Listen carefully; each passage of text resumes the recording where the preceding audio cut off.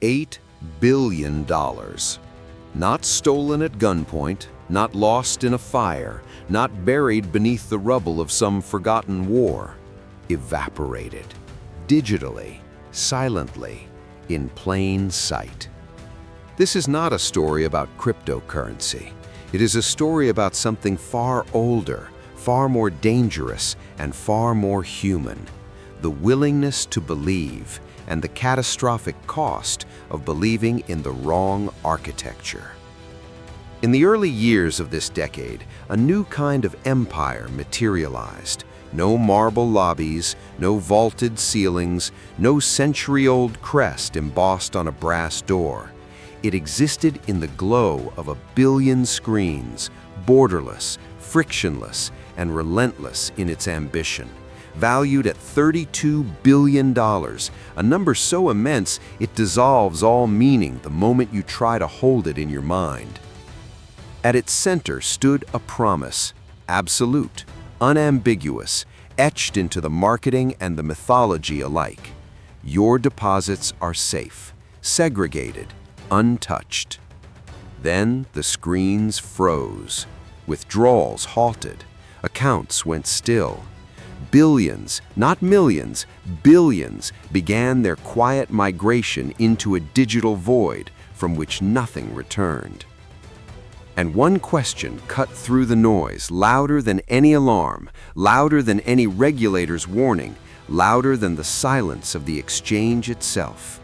Was this collapse sudden, or was it structurally inevitable, engineered from the very first day the doors opened to end exactly this way? That answer will not comfort you. It will do something far more unsettling. It will make you question every system you have ever trusted and every face you chose to trust it with. Before the collapse, there was the coronation. He arrived without swagger, no tailored suit, no rehearsed charisma, just an unassuming young man, uncombed hair, beanbag chairs, a mathematical mind that appeared to operate several moves ahead of everyone around him. The world of institutional finance, desperate for a bridge between the chaos of crypto and the legitimacy of traditional markets, saw exactly what it had been conditioned to seek. A prodigy, an idealist, the responsible one. Sam Bankman-Fried didn't build FTX. He constructed a narrative, and the business was merely its scaffolding. Every detail of his public persona was calibrated to disarm skepticism with surgical precision. He spoke the language of effective altruism, a philosophy demanding that wealth exist only in service of a greater good. He pledged to donate the majority of his fortune. He engaged regulators with a collegial warmth that Washington rarely encountered from the crypto frontier. And the room rewarded him accordingly. Venture capital firms, institutions that pride themselves on forensic due diligence, that extract transparency as a baseline condition of entry, poured billions into FTX without demanding the accountability they would have required from any conventional investment. Politicians accepted his donations and photographed themselves in his orbit. Stadiums carried his exchange's name in letters large enough to be seen from space. Miami, the Bahamas, the covers of magazines that once anointed only the most consecrated figures in global finance. Legitimacy, it turns out, is not earned incrementally, it compounds by association. And with each prestigious alliance, each regulatory smile, each celebrity endorsement, the myth of FTX calcified into something that felt indistinguishable from fact. Customers were told their assets were held one-to-one. Every dollar deposited, matched. Every token held, secured. The interface was pristine. The reassurances were seamless.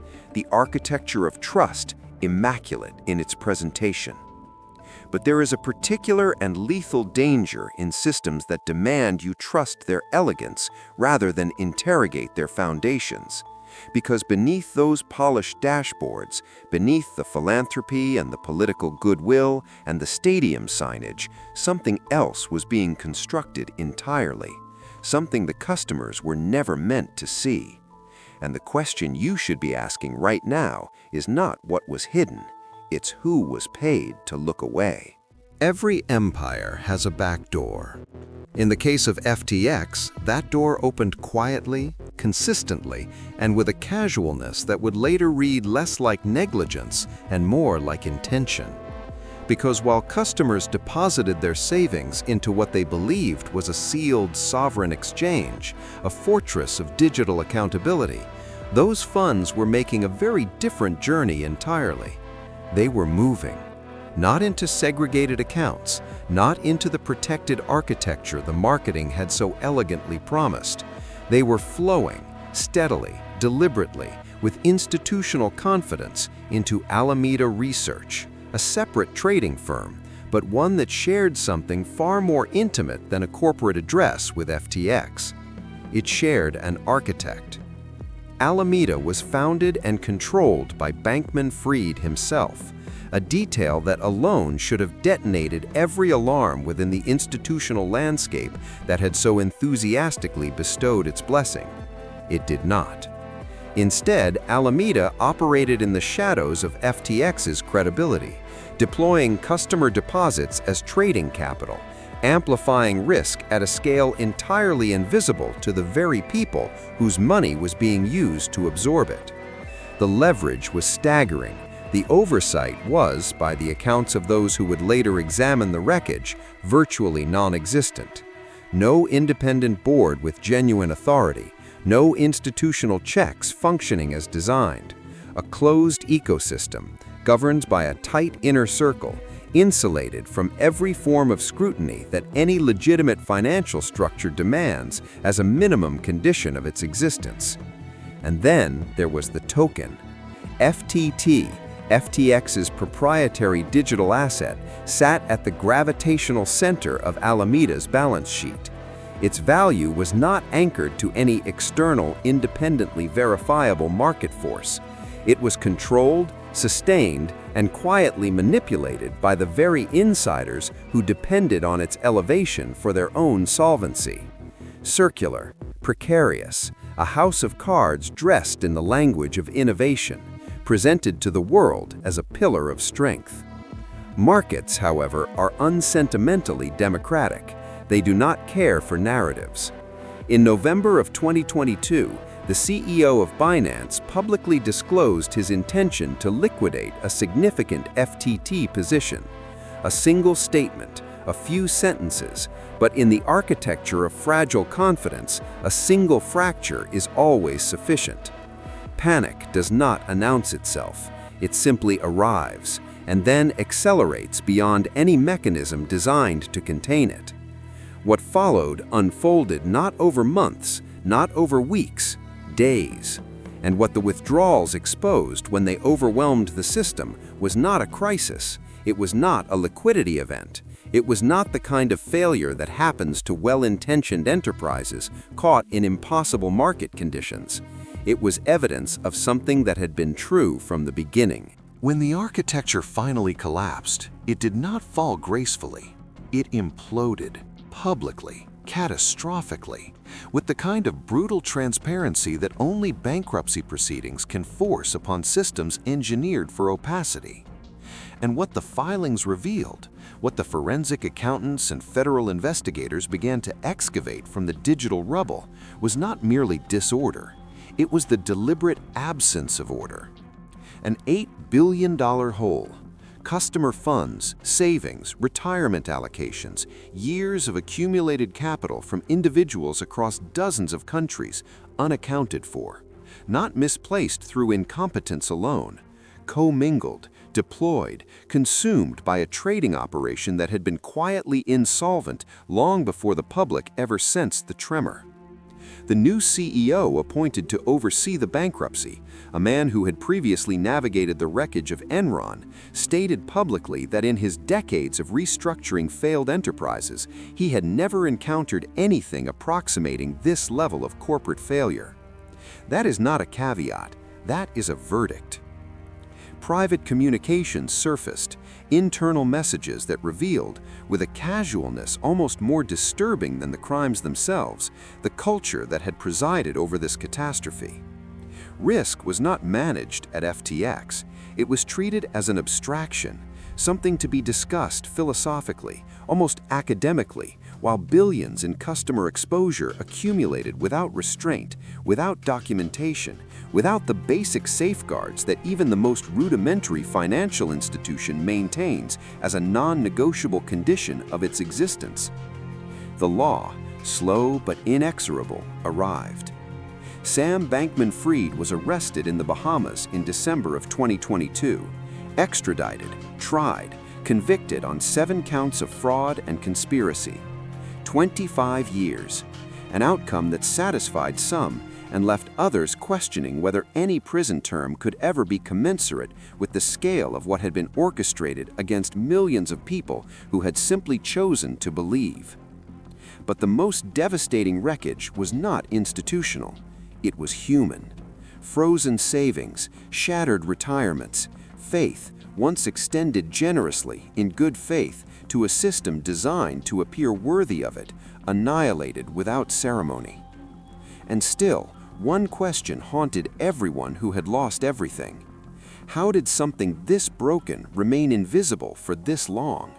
Here is the darkest irony buried at the center of this entire catastrophe. The technology worked. The blockchain recorded every transaction with mechanical fidelity. The cryptographic protocols functioned precisely as designed. The code did not lie, did not err, did not deviate from its instructions by a single line.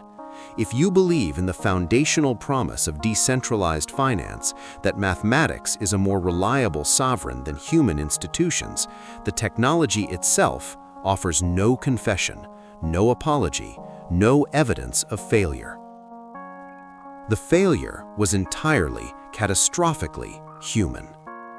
FTX was sold to the world as a trustless system. That word carries a specific and radical meaning within blockchain philosophy. It means a system requiring no faith in any individual actor, no deference to any centralized authority, no vulnerability to the corruption inherent in concentrated human power. A system governed by code rather than character. What Bankman-Fried constructed was its precise inversion. Beneath the language of decentralization lived one of the most aggressively centralized power structures in modern financial history. A closed circle, a single individual whose judgment was treated as infrastructure.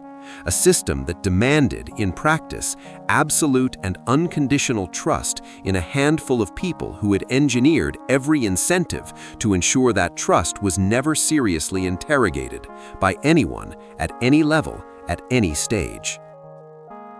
The promise was liberation from institutional opacity.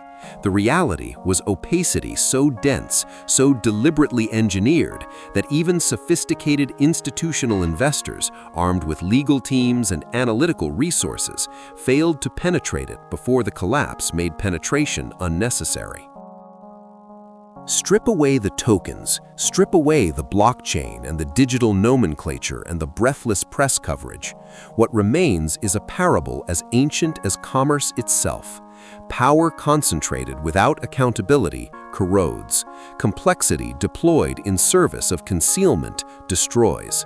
And systems designed to appear unbreakable are, almost by definition, the most catastrophically brittle, because no one examines what they have been convinced cannot crack.